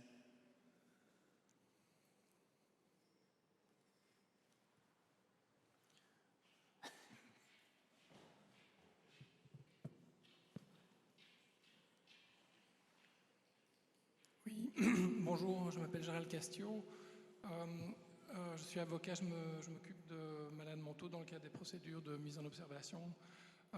Je suis un peu effaré effectivement par le constat qu'on a lancé immédiatement, qui est de savoir qu'il y a une personne sur 4 en fait qui obtient une réponse à son besoin de soins en santé mentale, enfin au niveau des services de santé mentale. J'aimerais savoir en fait, parce que je n'ai pas la réponse, quelle est la proportion de la population qui a ces besoins en fait. Donc sur les 100% des demandeurs de soins de santé mentale représentent quelle partie de la population? Parce que si on veut un refinancement de vos services, il faut que ça ait un impact au niveau politique. Et donc, c'est sur ce levier-là en fait, qu'il faut pousser pour que les politiciens s'intéressent à la problématique. Alors ça, c'est une question pour notre ami Robin. Alors oui, mais je vais poliment ne pas y répondre en fait parce que c'est vraiment compliqué. C'est-à-dire que vous avez des enquêtes épidémiologiques qui sont faites notamment tous les 4 ans environ par l'INSANO, l'Institut de santé publique, et vous avez une série d'échelles, indicateurs de dépression, d'anxiété. L'indicateur qui revient souvent, c'est le GHQ-12, un indicateur de bien-être. On pose une douzaine de questions pour estimer le degré de mal-être de la personne. Ce qui est intéressant, c'est que quand on regarde par exemple les résultats français et les résultats belges, ils nomment de la même manière des résultats quantitativement différents. C'est-à-dire qu'en Belgique, si je ne me trompe pas, il faut avoir un score de 4 ou plus sur l'échelle GHQ-12 pour être considéré avoir des besoins en matière de santé mentale, besoin d'un suivi, etc. Je pense qu'ils appellent ça trouble mental probable. En France, il faut avoir un score de 8 ou plus. Il y a quelque chose de très arbitraire, en fait, dans la manière de décider, voilà, telle partie de la population aurait des besoins ou non. C'est vraiment une question complexe et compliquée à laquelle on ne peut pas répondre si facilement. En revanche, nous, ce à quoi on a accès, c'est aux personnes qui formulent une demande de soins. Et effectivement, là, on l'a souligné. Alors, ce n'est pas tout à fait un quart des personnes. Je rappelle une toute petite note de prudence qui est qu'il y a des demandes qui ont pu être formulées plusieurs fois. Donc, c'est bien un quart des demandes. Malgré tout, effectivement, ça reste excessivement important et trop important. C'est l'éclairage que nous, on peut apporter à partir des services de santé mentale. Pour le reste, effectivement, je renvoie vers des enquêtes épidémiologiques avec, comme je vous le disais, un peu de prudence. Donc voilà, moi je travaille dans le secteur de l'aide aux personnes sans abri et il y a vraiment énormément de parallèles en termes de saturation des services et d'une incroyable demande. Voilà, par exemple, je gère un centre d'hébergement de 35 places, on a encodé l'année passée 800 demandes d'hébergement. Donc effectivement, le fait de devoir dire non, enfin, il y a vraiment énormément de parallèles. Je sens chez nous, dans notre secteur, une volonté politique à régulariser, enfin, organiser un dispatching centralisé des demandes. Je me demandais si c'était quelque chose qui venait dans votre secteur. Tout à l'heure, il a été mentionné le fait de est-ce qu'on va en arriver à dire un nombre de dossiers par équivalent temps plein. Sachez que dans notre secteur, c'est déjà le cas. Donc, il y a vraiment des risques quand même assez importants, je pense, en termes de qualité de travail qui peut être menée avec les personnes qu'on accompagne. Et effectivement, de mettre une responsabilité sur les services avec toujours une tendance à faire croire ou penser que si c'était mieux organisé, on aiderait mieux ou plus de personnes, alors que le dernier dénombrement mentionne 7000 personnes en mal logement. Donc voilà, je ne sais pas avec des petits moyens en plus pour voilà, organiser un peu mieux qu'on arrivera à ces demandes. Donc c'est vraiment très similaire. J'en profite juste pour compléter ce que vient de dire Déborah, qui parle donc du secteur des maisons d'accueil. La question de la saturation, elle est dans les maisons médicales aussi. Et donc, il y a aussi des effets de contamination de ces saturations.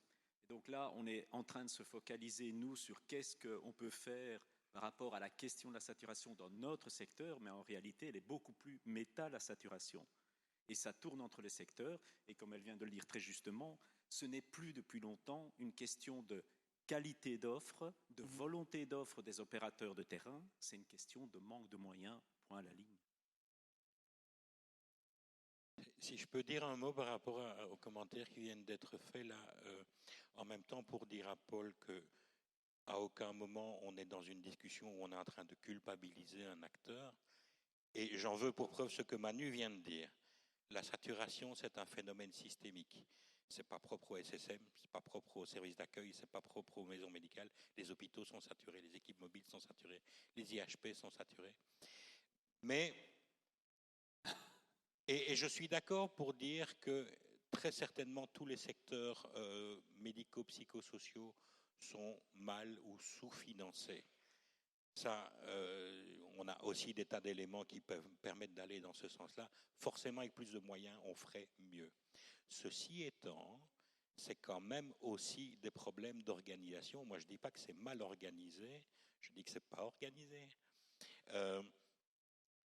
En pointant des problèmes d'organisation, on ne vise aucun service particulier. Je ne dis pas que les services en interne ou que les professionnels sont mal organisés. Le système est mal organisé. Et je suis entièrement d'accord avec le commentaire de Manu sur le fait qu'il y a des effets de contamination, évidemment. Les gens qui trouvent pas, qui ont des licences sur les listes d'attente ou qui doivent attendre 6 mois avant éventuellement on les prenne en charge. Pendant ce temps-là, à moins que la situation ne se résorbe toute seule, ils cherchent à être pris en charge ailleurs. Donc, ils augmentent le nombre de demandes. Cette augmentation entraîne que les demandes qu'on prend en charge sont retardées. Ils vont éventuellement aller se faire soigner ailleurs, peut-être dans un endroit où c'est moins approprié en fait par rapport à leurs besoins ou à leurs demandes. Mais si c'est moins approprié, ça va peut-être prendre plus de ressources, ça va peut-être prendre plus de temps, la situation va peut-être se dégrader. En se dégradant, la demande va être encore plus importante, elle va demander plus de moyens. Donc, vous voyez bien, je n'ai pas besoin de faire de longs discours pour dire que cette saturation, c'est un phénomène organisationnel, donc qui ne dépend d'aucun des acteurs spécifiques, mais du système en même temps. Mais j'insiste sur le fait que ce n'est pas juste une question de manque de moyens, même s'il y a un manque de moyens, il y a aussi d'autres choses qui peuvent être tentées, qui peuvent être mises en place.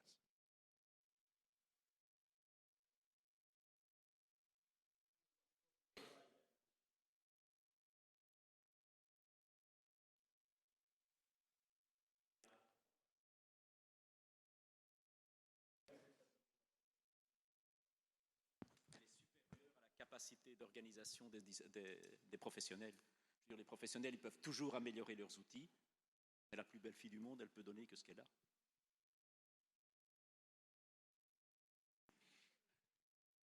Et alors peut-être aussi sur la question de l'organisation, je voudrais quand même repointer le focus sur toutes les études de la souffrance au travail et des effets de l'organisation sur la souffrance au travail.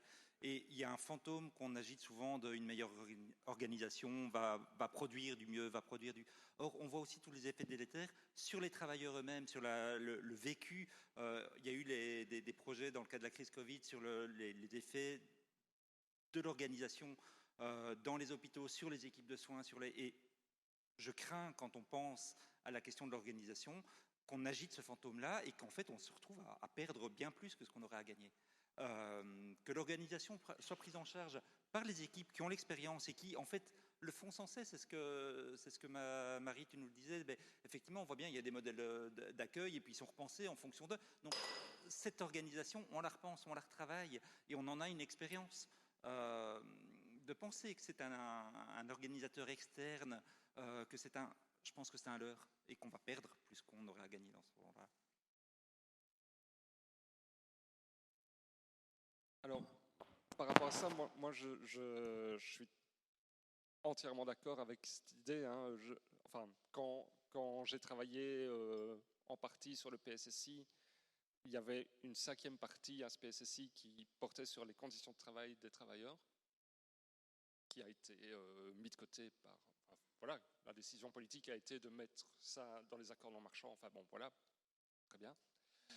Mais c'est évidemment indispensable. On doit soigner les travailleurs comme on soigne les personnes qui viennent dans le secteur social santé, ça c'est évident. Mais par rapport à quand on parle d'organisation, on doit s'entendre sur ce dont on parle. Donc je pense que de fait, je ne voudrais pas remettre en cause une minute l'idée qu'à l'intérieur des services, tout le monde essaie de travailler au mieux et de s'organiser au mieux, etc. Mais il y a aussi les niveaux supérieurs. Une des choses qui n'a pas été pensée en région bruxelloise depuis très longtemps, c'est l'articulation entre les différents services. C'est une planification des services qui correspondent à une demande dont on sait quelque chose. Il y a plein de choses qui sont comme ça dans le flou. Tout le monde est évidemment d'hyper bonne volonté et on fait le maximum de ce qu'on peut faire.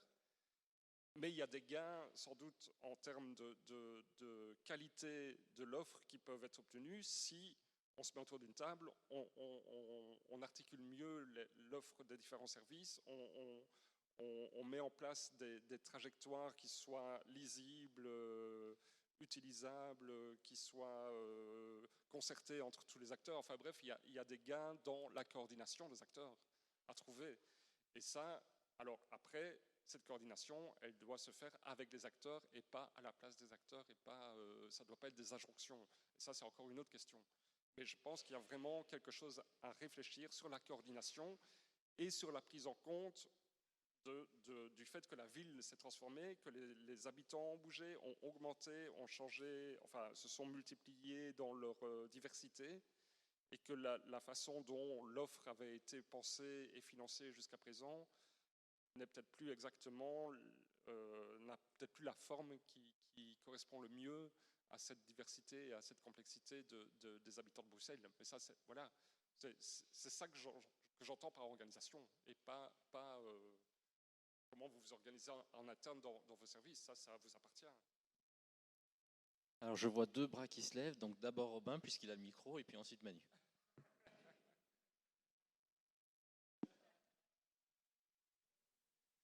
Voilà, oui, j'ai récupéré le micro, désolé.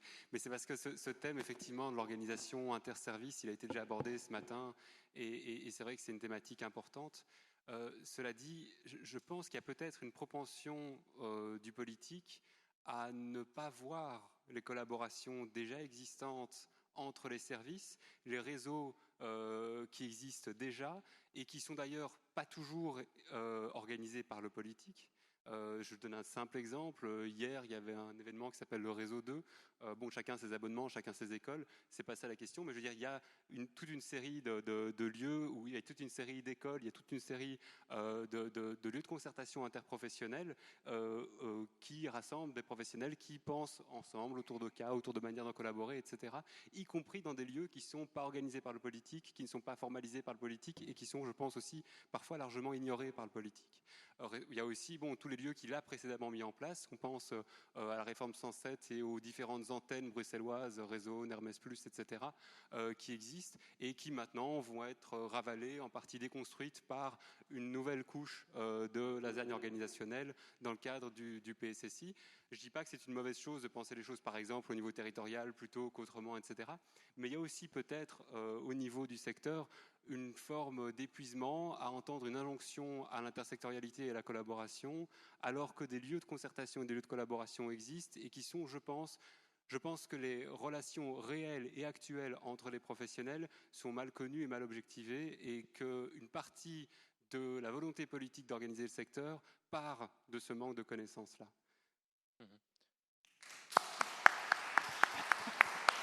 Il est ovationné à chaque fois. Qu'est-ce que je rajoutais après ça? Mais j'avais quand même une question à Jacques, parce que j'écoutais ton invitation à la collaboration entre les acteurs, à la collaboration, vraiment à travailler plus transversalement, à réussir à mettre quand même des choses plus claires. Et à un moment, un doute m'a envahi. T'adressais à nous ou aux politiques? Parce qu'en réalité, les grands absents aussi de la collaboration des matières qu'ils ont en charge, c'est eux.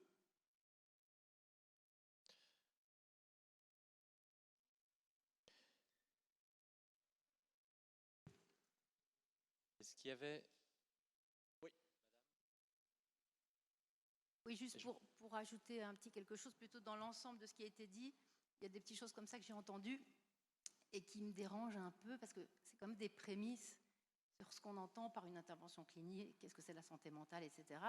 Et donc, par exemple, quand on dit un sentiment de saturation, c'est très curieux parce que nous, notre outil de travail, sauf à nous penser comme des techniciens du soin, ce qui est possible, à ce moment-là, si c'est les prémices, on arrête la discussion. Si on pense que c'est pas ça, notre outil de travail, c'est notre subjectivité. Donc, dans une même institution, par exemple, là où je travaille au Méridien à Saint-Josse, c'est du terrain assez solide, on n'a pas tous les mêmes moments de saturation, on n'a pas tous les mêmes degrés de saturation en fonction de nos professions, de notre ancienneté, de nos styles, de notre subjectivité, de la manière dont on travaille. On fait quand même du travail qui est un gros travail de terrain. Je pense qu'on n'est pas suspect d'être des paresseux ou de ne pas faire vraiment... Voilà. Et du coup, il y a quelque chose qui vraiment me dérange parce qu'il y a quand même une tâche aveugle qui n'est jamais interrogée. Donc ça, c'est la première chose.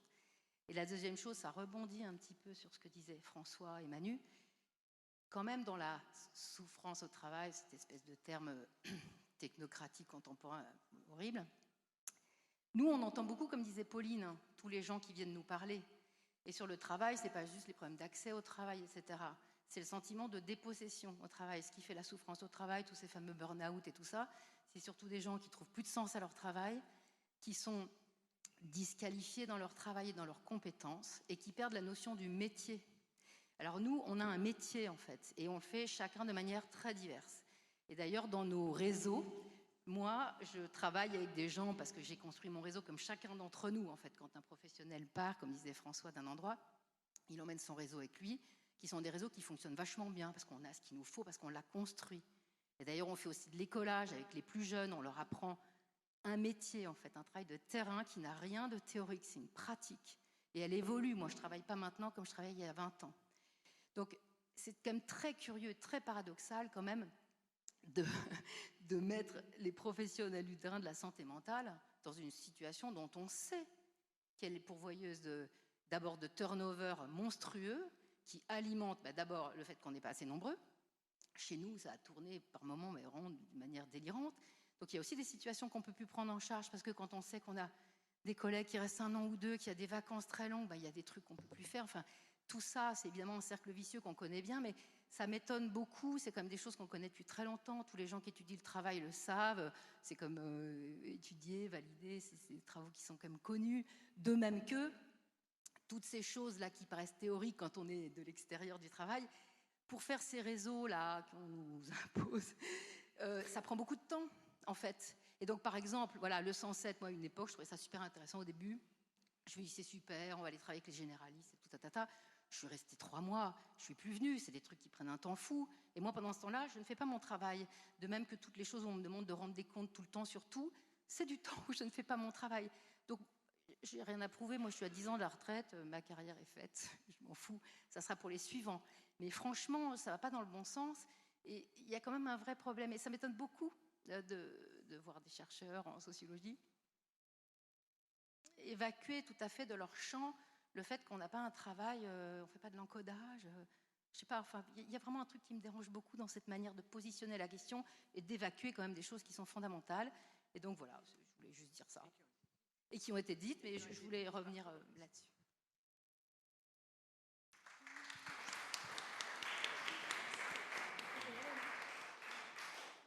Je vais proposer de clôturer ici la discussion. Moi, ce que je retiens, c'est qu'il y a peut-être aussi, de nouveau, je viens avec la question de la distinction des débats.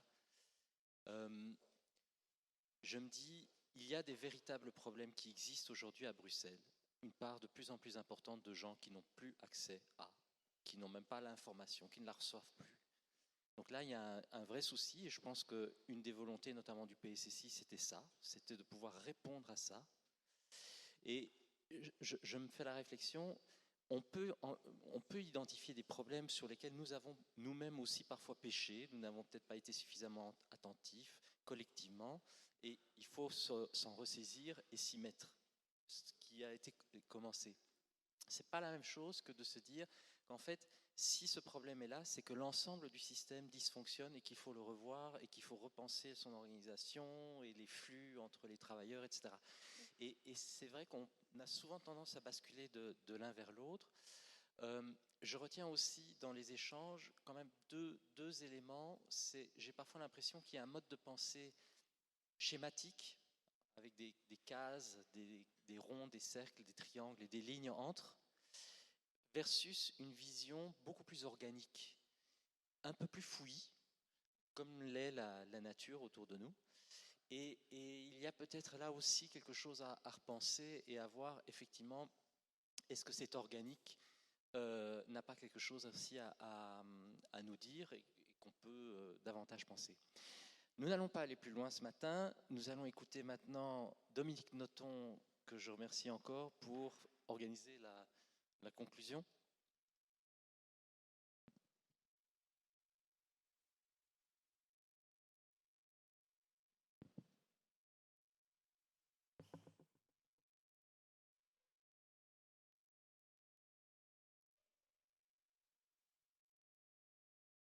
Bonjour à tous et à toutes en cette fin de matinée, passionnante, je l'espère, pour chacun d'entre nous. Je vais tout d'abord rappeler en fait l'objectif finalement de ces 3 recherches, ou l'un des objectifs qui est d'alimenter la discussion scientifique, la réflexivité des acteurs et le débat politique. Mais donc, si je repars sur la question de la saturation et donc l'étude abordée, présentée par Robin, eh bien, on peut dire que méthodologiquement, il n'est vraiment pas facile finalement d'évaluer, de mesurer l'évolution de la saturation, et spécifiquement depuis 2 ans et demi. Néanmoins, certains constats peuvent être mis en exergue. Tout d'abord, le fait qu'une demande sur 4 évolue avec un suivi effectif ou proposé. On peut estimer que c'est peu, mais c'est aussi quelque part beaucoup. 4 demandes sur 10 sont réorientées pour cause de saturation vécue ou ressentie. Mais dans ce contexte de saturation, il faut quand même rappeler, et c'est important aussi pour déconstruire les préjugés, bien qu'en fait les SSM jouent pleinement leur rôle. C'est-à-dire que les services essaient réellement de prioriser l'accès au suivi des patients en situation de précarité et, comme le rappelait Raphaël tout à l'heure, au suivi des demandes les plus complexes, avec les effets pervers qui en résultent. Robin a aussi présenté finalement les effets ou, pour l'instant, l'absence d'effets perceptibles, en tout cas des politiques publiques, que ces politiques publiques soient les politiques publiques émanant du pouvoir fédéral et donc le projet Psy 107 et le projet Psy de première ligne, qui, pour des raisons différentes, en fait, n'ont pas d'effet sur la désaturation, si je peux dire les choses comme ça. Au niveau de la politique régionale bruxelloise, plusieurs éléments. Tout d'abord, depuis 2020, a été acté le fait qu'un nombre de TP financés dans le cadre COCOF a augmenté, spécifiquement les équipes enfants. Mais bien sûr, c'est une excellente chose, même si, au regard de l'évolution des besoins de la population, ça ne permettra pas de résorber la saturation du secteur. Venons-en maintenant au plan de relance et de redéploiement. Donc le PPR, on a bien noté évidemment la volonté d'aller vers des publics ayant moins accès aux soins et le souhait de favoriser une forme de justice sociale dont parlait Jacques tout à l'heure. Mais concrètement sur le terrain, il est assez compliqué d'aller vers des nouveaux publics lorsque la continuité des soins ne peut pas être assurée, notamment en raison du manque de disponibilité dans les SSM. Alors, venons-en maintenant au plan social santé intégré, donc, qui est en cours de déploiement, si je peux dire ça comme ça. Sa conception, elle est articulée autour d'un critère d'accessibilité géographique. Le constat des études, de l'étude en tout cas, montre que ce critère n'est pas ou n'est pas toujours le critère principal de choix du lieu de suivi choisi. Les discutants, à l'issue donc de la présentation de Robin, ont mis en exergue plusieurs idées, plusieurs questionnements, plusieurs aussi propositions pour aller plus loin, si je peux dire ça de la sorte. Mais Pauline a mis en évidence, et ça a été le cas aussi par d'autres personnes, sur la souffrance et la frustration des patients donc, qui sont en attente et qui souhaitent et qui recherchent un soin ou des soins en santé mentale. Elle a mis également l'accent sur le burn-out des travailleurs, mais aussi l'épuisement et voilà, les sollicitations, ce questionnement et cette difficulté de faire des choix en tant que professionnel. Elle a finalement mentionné la question des déterminants sociaux en matière de santé mentale et donc qu'est-ce qui rend malade? Bien, la question de la pauvreté, l'accès au travail, l'accès au logement, etc. Jacques, lui, a mis l'accent sur la question de à quel niveau faut-il penser la saturation? Est-ce au niveau des services? Est-ce au niveau du territoire? Quelle articulation faire avec le reste des autres services? Et pose la question des modèles d'organisation de l'offre Je rappelle, Jacques est sociologue. Il pose également la question de la normalisation de l'accueil et donc se dit que pourrait être une offre de base, une forme de standardisation de l'accueil, même si, on l'a entendu, ça pose autant de questions que la question elle-même. Alors Pablo, lui, en fait, soulevait la question de la réorientation pour cause de saturation, et on a bien entendu, madame, voilà le questionnement des professionnels. Il dit que le besoin de contenu, non, ce n'était pas une bonne idée. Il parle d'objectiver le pourquoi les services ne se sentent pas à l'aise de prendre en charge certaines demandes, et je pense que en tant que professionnel, c'est une réflexion qui peut être certainement entendue. Et il parle aussi de l'objectivation des dispositifs d'accueil. Alors, et de la question des listes d'attente et de la réforme 107 en disant, voilà, la réforme 107 montre des limites, mais néanmoins, la question de la saturation est préexistante à la réforme. J'en viens maintenant à l'intervention de Mathieu et Marie. Et donc, je rappelle donc Robin est sociologue, Mathieu est anthropologue et Marie psychologue clinicienne. Et je pense que c'est important aussi d'avoir ces éléments en tête, car les approches sont à la fois complémentaires et très riches. Et donc, c'est vrai qu'au moment de la présentation de Marie et Mathieu, eh bien, la dimension humaine qui est si chère aux professionnels du secteur est entrée ou a été présentée. Et donc, c'est vrai que, bien, en ce qui concerne l'organisation des dispositifs, l'étude a fait montre du fait que différentes formes, différents types de dispositifs existent pour différentes modalités d'accroche des publics aux profils et problématiques très diversifiés. Et donc, on est là typiquement dans des visions à différents niveaux, le professionnel sur le terrain face à son patient et des logiques organisationnelles. Donc, il est important de dire et de rappeler, même si ça a bien été dit, que les typologies sont vraiment des modèles théoriques, mais en fait, aucun modèle ne prévaut sur les autres. C'est très important de rappeler cela. Donc, chacun des modèles qui ont été exposés comporte leurs atouts et peut-être leurs points d'attention. En matière d'expérience vécue de l'accueil par les bénéficiaires, eh bien, donc, Mathieu nous a présenté plusieurs vignettes de c'est quoi faire demande aujourd'hui dans un SSM. Donc, il nous a parlé du cheminement de l'accès et de la motivation des demandes, de l'imaginaire du soin, des pratiques d'attente. Eh bien, et cela a été dit aussi par la salle, c'est vrai qu'il n'y a pas un usager unique, mais il y a une grande diversité des attentes des personnes. Et donc, ça a été mis en évidence dans les échanges, mais c'est vrai que cette multiplicité de situations plus ou moins complexes et de demandes met en évidence cette forme de, je vais le dire volontairement positivement, de créativité des services et cette quelque part suradaptation en permanence des professionnels face aux situations qui sont rencontrées. Et je ne l'ai pas entendu, mais je pense important de le souligner, c'est que malgré ces situations et ces accompagnements au cas par cas, eh bien, il y a un effet collectif du secteur des services de santé mentale et donc ne l'oublions pas malgré les difficultés et les questions de saturation.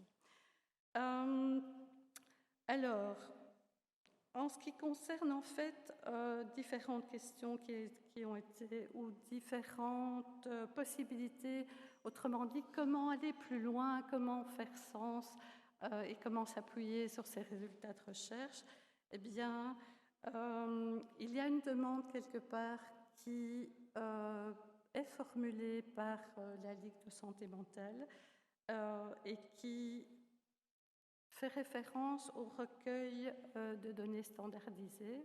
Donc, le recueil de données standardisées a pris et peut-être prend encore beaucoup d'énergie au sein des équipes des SSM et donc il est demandé aux politiques en fait de soutenir techniquement et par la mise à disposition d'un logiciel la capacité finalement d'une forme d'encodage des données et en ce compris l'encodage des nouvelles demandes pour faciliter. Et là, je donne un élément à Jacques et à Pablo, c'est pour une forme d'harmonisation. Un deuxième élément, c'est donc peut-être en termes de recommandations, et on l'a entendu au cours des présentations, c'est que ces recherches permettent ou pourront permettre de donner des conseils plus ou moins personnalisés aux services de santé mentale pour permettre de faire encore évoluer leurs pratiques.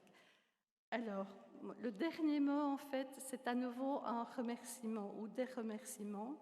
D'une part au Parlement bruxellois, au ministre Marron pour son soutien aux chercheurs, les équipes de la COCOF qui sont présentes, les membres du comité scientifique, les demandeurs et les usagers qui ont participé d'une manière ou d'une autre à répondre aux questions, les équipes évidemment des SSM d'avoir fait confiance aux chercheurs de la Ligue, et les discutants, évidemment, aussi membres du comité scientifique. Et à titre personnel, donc moi je suis arrivée un peu par hasard, il faut bien le dire, dans l'accompagnement des 4 chercheurs, alors que l'agenda, mon agenda, mais aussi celui des autres membres du conseil d'administration, était aussi, permettez-moi le mot, un peu saturé. Mais néanmoins, j'ai vécu vraiment une expérience avec des personnes extraordinaires qui ont mené des recherches dont les résultats sont vraiment, et ce n'est qu'un début, me semble-t-il, très intéressant, sur lequel il serait intéressant de capitaliser. Et enfin, nous n'en avons pas encore parlé aujourd'hui, mais Juliette termine sa recherche donc sur les demandes des personnes âgées et je vous invite à vous rendre le 9 octobre à la présentation qui aura lieu au Hall Saint-Géry, me semble-t-il. Voilà, merci à tous et à tous.